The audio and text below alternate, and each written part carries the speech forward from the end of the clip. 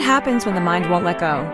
But the body already knows. In this two-part conversation, Majida and Dr. Lusan explore the quiet power of intuition and why so many of us struggle to hear it. Together, we examine the mental loops, the emotional noise, and the stories we cling to that can block inner knowing. Because sometimes, it's not about finding answers. It's about creating space to feel the truth underneath it all.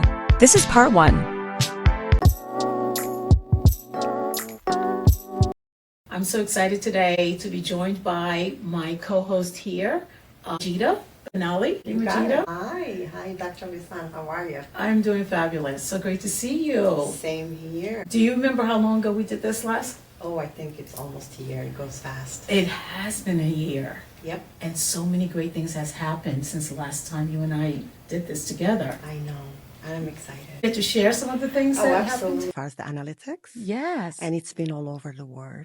Oh my and gosh. This is amazing. It's been to South Africa, Nigeria, Morocco. Yes. My country. Can you believe that? No, you can't. You believe it, actually. I don't want to just touch on this lightly, though. Okay. We are now on 37 platforms. Okay, we're talking about Spotify, Apple Podcasts. There's so many. Radio. Right. What else? Apple. You mentioned Apple. Yes, I did. Yes. So I can't name all of them. Just visit our website and look that up, and we'll have that in the chat later. But yes, so that's exciting. It is. And the other thing is, although we've covered I think about 4 or 5 shows already. Yeah. Our show was number 1. People downloaded that show out of all the other shows that we have. I've seen that, and I'm actually very, very grateful. The reason why, because our voices have been heard, and they've been downloaded, which is a great thing. Right. And I think people can relate when you are, telling your personal stories and sharing with them your authentic self, I guess. Right. That's a feedback that I received, why it did so well. So that's why we're back here. I know. Yes. So the last show, you brought up Morocco. Do you remember what I said? You did tell me that you will visit Morocco, but I didn't think that was going to be this fast. I did. I went to Morocco, and I have to tell you, it's everything that you described to me on our last discussion that we had. I was there for about 12 days. And I did everything, including a camel ride. I enjoyed thoroughly. So you had a guide, I'm guessing. I did. We had a tour guide, and he was very good. I mean, he was very accommodating. Taught me a few words. Hamdallah. Alhamdulillah. Alhamdulillah. What does that mean again? Alhamdulillah. It's thank to God. Yes, Thank God. I remember that. And yalla. Yalla means let's go. Well, we heard a lot of that when we visited certain places. And of course the tea, the Moroccan whiskey. Moroccan tea. You have tea everywhere. Oh my gosh. And my other favorite thing was the food. Chicken tagine. Ooh, with lemon preserve. Oh my gosh, it was so delicious. I think I probably had that every day. Well, you need to start cooking it. Oh, I have to learn. But I had a great time. And I wish to go back. Yes. And I think you were also in Turkey. I did. I went to Turkey. I am. I went to Turkey earlier part of the summer. I went to Sri Lanka. That's awesome. Yes, in Sri Lanka. I work with the schools, as you know. But out of all of that, it's amazing when I visit to these different countries and I meet people and I tell them about our podcast, by the way. Oh. That could be one of the reasons why it's being heard in so many parts of the world. That's one of the reasons anyway. That is great. Yes, you bring a lot of experience, a lot of expertise to our discussions. You speak 3 languages. I speak Arabic, French, English, and I understand a little Spanish. Because it's a Latin language, so you can pick words. Right. Because I have a bachelor degree in French literature. Before coming to United States, I was studying at university. And French was just like a getaway. I loved it because it's a beautiful language. And it just makes me dream. So yes, Arabic, French, and English. Yeah, and that's what I think also resonated with so many people when you shared that in our last discussion about your background. That's why we also have listeners in France as well, right? I know, in Canada. Yes, in Canada. France. I forgot about Canada. Yes. United States, of course. You know what Nigeria. surprised me? Let me tell you. Nigeria. You know what surprised me is Sweden. Yes, Sweden. I forgot I'm about like, Sweden. wait a Isn't that second. amazing? It's amazing. And I'm so happy that I can actually, both of us, we can Connect, right? inspire And connect with others so and many different connect with people from other all different people, cultures. other souls, Yes, and make everyone understand they're not alone in their journey. absolutely. Also, I want to talk a little bit about your expertise, coach. How many years again you've been a I coach? have been a coach for the last 10 years, Mm-hmm. but I have been also simultaneously working in business. I have a business management degree. That's right. That's right. So, but by being in the business I am in, actually, it opened up this door for me. Remember, I told you the story how I became coach, but I find myself talking to people and I find myself getting deeper and deeper into the conversation. Right. So you can't just, it's just a natural thing that I do. So yes, I am a life coach, and yes. Your expertise spoke volume, I think, to a lot of listeners. As for me, I have a doctorate in education. I recently got my master's in clinical mental health. And I think you started consulting. I did start practicing. I work for a company now where I see a lot of patients with all kinds of mental health concerns. Also, I'm under supervision as well as I work towards my full licensure. Eventually, we'll have my own private practice. Yes. So I'm excited now to be working with people in the field. So this is exactly what I imagined. One of the things that keeps emerging, a topic that I think people are still not sure about, is specifically intuition. A lot of people are confused about what does that mean. It's a very touchy subject in a way, and I'll talk about what we discuss with our patients when we try to help them to tap into that. But can you just define for us what is intuition? So I'm going to try to simplify it because, like you said, it's not a topic that's easily grasped because society has honored rational thinking more than intuition. And as Einstein has amazingly described it, he said that intuition is the sacred gift, and a rational mind is the faithful servant. So the society honors the faithful servant. Why? Because we tend to rationalize everything. We tend to tap into our logic. We tend to tap into physical attributes. So it's hard to describe it, but I would definitely try as much as I can to get the audience understand what is really intuition. And you cannot minimize it because it is a process that happens in the subconscious mind.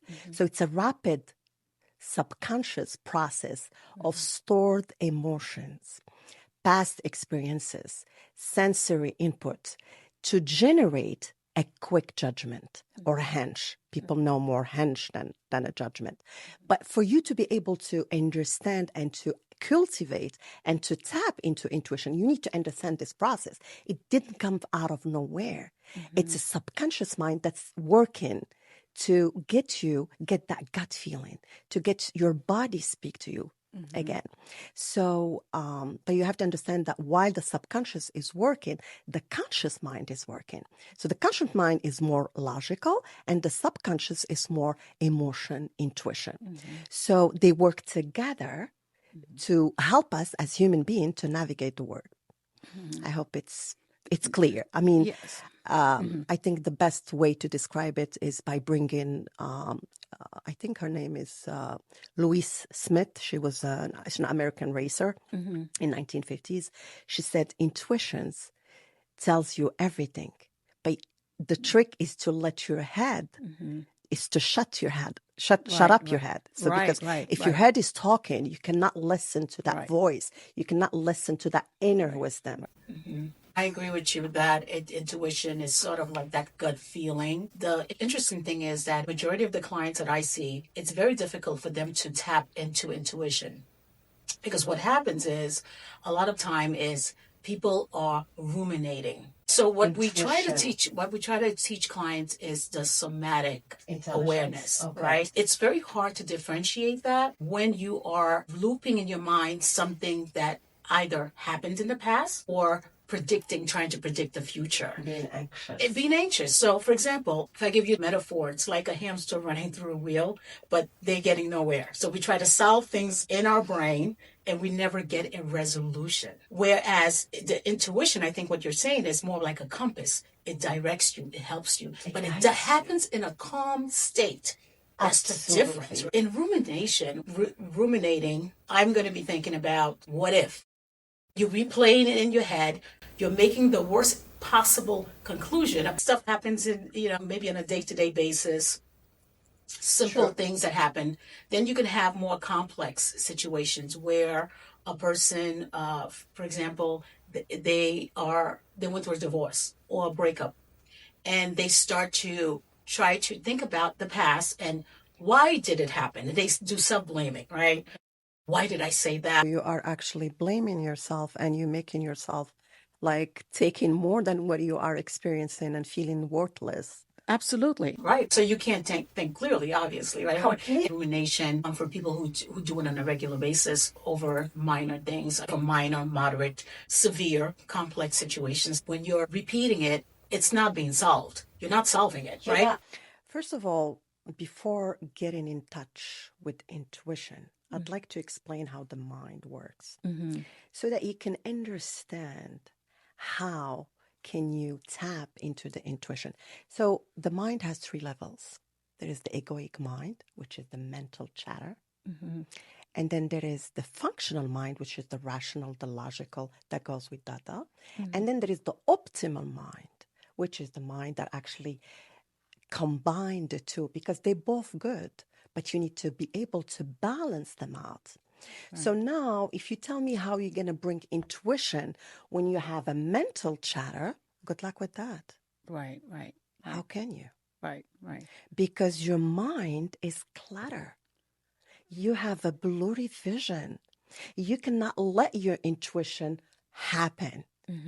So because you are in the past, you're not fully aware of what's happening right now and then.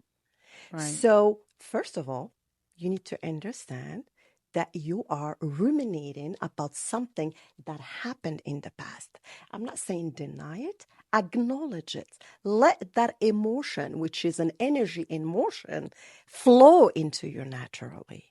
Right. And once it does, you start feeling what's happening in your body. Right. And that's where you said somatic intelligence. Right. And it starts giving you cues. Right. Either a tight chest, either a gut, you feel something is not right. Either you're not feeling. So this is basically how you can bring intuition back to rumination. But you first need to get to that calm mind state of mind, because when you are ruminating, you are anxious, you are troubled, you're not calm. Which is existential experiences, for example, people start thinking about what is the meaning of my life? Why am I here? Did I take the right job? Am I missing out on something? So rumination is not just about something in the past. It can just be you try to predict. Anxiety. Right. Predict what might happen. Predicting what's going to happen. You know what are you doing? It just came back to me. You are paralyzing yourself because you're overanalyzing the situation. Right. So you're stuck, and you're going to be stuck in that past, and that past will become your reality. Hello? That's right. When you rethink about something, especially something traumatic that happened to you, when you start replaying that, it's as if you're going through it again. And I think about like 1 year, this is about 3 years ago, I had a car accident. And 3 years ago, I remember that even after, of course, initial stages, I am traumatized. Anytime I drove past the same area where that accident happened, I relived the experience. Of course. The same feeling that I felt when it happened. My heart racing. I remember being fearful as I'm driving through that area. It occurred to me that this is just one example of how we can take an experience that happened to us, and now we replay it to the point where it paralyzes us, but also makes us re-experience it as if it's happening again, right? And by the way, I started avoiding going in that area. It was interesting, and I didn't realize it at first, because that's what happens, right? When we start predicting, catastrophizing, right? What if I go back in that same area What and if the same thing it's happens? the same God thing happens forbid. to me again? In my mind came up, and again, legitimate because it was an awful experience. But I had to talk myself through going back in that same area where the accident. Remember when you asked me first about intuition, what it means? It is a great example. It's a stored emotion. And that stored emotion gives you cues when you happen to go through it again. So it gives you a judgment, a quick judgment. Right, So right. that's when you need to follow your intuition. That's Right, exactly right, how it is. right. But it's so funny how our sensory input, either be a touch, smell, sight, feeling, they actually get stored and they work in the subconscious. Right, And when you right. go through a situation where you smell something, you're like, Oh, my yes, God, it triggers a reminds memory. me. Yeah. Voila. Yeah. And there's been studies that's done, right, where they show that perfume, certain Oh my smells can God, trigger for you yes. things Have you that seen the happen movie in your childhood. Ratatouille? What's Childhood. Ratatouille. Which? Ratatouille, the movie. Yes, You yes. see how the chef, I loved that movie because the way they explained it, it was amazing. The chef was, he was given the test to test the dish, and he smelled it and he took him back to his grandma. Right, right. And he's like, right, oh my God, this right. is it. I love this because Right. it took him back to a childhood memory. So all of our sensories can apply when we think about, not only the ruminating part, but also in our intuition. Intuition more so than, Right? And what is that experience telling me, right, in that moment? Because listen, it happens to all of us. Right. How do we know all this? Because we experience this. I experienced this myself. Right. I am a thinker and sometimes an overthinker. And sometimes I find right. myself in a trap and I said, wait, Right. you're not going anywhere. Right. I'm in control. And that's why you need to understand that functioning of the mind and how the mental chatter can play a trick Right. and get you into a rabbit hole. When someone comes to me in clinical mental health, I cannot touch on intuition. Oh, yeah. Because I can see how it can be a little wishy-washy. because for a lot of people, it's abstract thinking. It's not real. If someone has some spiritual foundation, it's a lot easier to help them to connect with that, as opposed to someone who just blaming the moment for the situation, as opposed to, okay, is there something that I'm ignoring? Is there a feeling? Is there something that was speaking to me in the moment that I completely avoided? So a lot of times it's people are not recognizing the clues. I agree. They're not actually realizing the cues and the clues. And also, what you said is very interesting about the spiritual guidance, because it's easily, or I can see how intuition can be tricked to spirituality. But as a matter of fact, it's just a tool. It doesn't have to do anything with any spiritual orientation. Right, It's right. a tool. We are Right. engineered as human beings with tools. Right. I think it's only wise to use them. Don't you think? I agree. The thing is, I find that if people are practicing their spirituality, whatever that may be, right, Whatever orientation that they have, is that they learn about being calm. They learn about is some form of meditation. True. I can see the interconnection. Blocking outside external noises that can interfere with who you are. And then you know that there's a higher power that's guiding you or helping you through your everyday life. So when I have people who come in with those foundations, it's a lot easier to talk about intuition. It's a lot easier to help them to see the connection. Whereas somebody who doesn't have that at all, what is it that I'm feeling in that moment? Those thoughts, they're connected to certain emotions. And let's talk about those emotions. Where do they come from? I actually focus more on the present moment. And I always tell them, where are you right now? How you feel right now? Do you feel good? I don't ever remember encountering someone at the present moment not feeling good. Right. Right. So they realize that they actually live in the past. They're not in the present moment. So when you tell them, where are you right now? If you want to bring that experience, let's live it right now. Right. And, funny enough, we all have the ability to revive, to relive that experience. Absolutely. And why do we do that? Is because I want them to tap into that feeling. So that feeling, it's no more existing. It needs to flow. Flow naturally through you. And that's what we call in the Indian culture, samaskara. It's a blockage. So that blockage, if it's not flowing into you naturally, what's going to happen? You're never going to be yourself again. Right. And Right. I don't know how to incite everyone that's listening and tell them that you need to find ways to tap to that stored emotion that's not helping you to live your life fully and in the present moment. We'll talk more about what are some tools people can use in our next segment. This conversation is clearly resonating with so many of you. Over 41,000 views across TikTok and YouTube. More than 17,000 people engaging, liking, commenting, and saving. People are paying attention because this message matters. And we're just getting started. Next time on the Mentally Healthier podcast, Dr. Lusant and Majida go deeper, sharing real tools on how to tap into your intuition.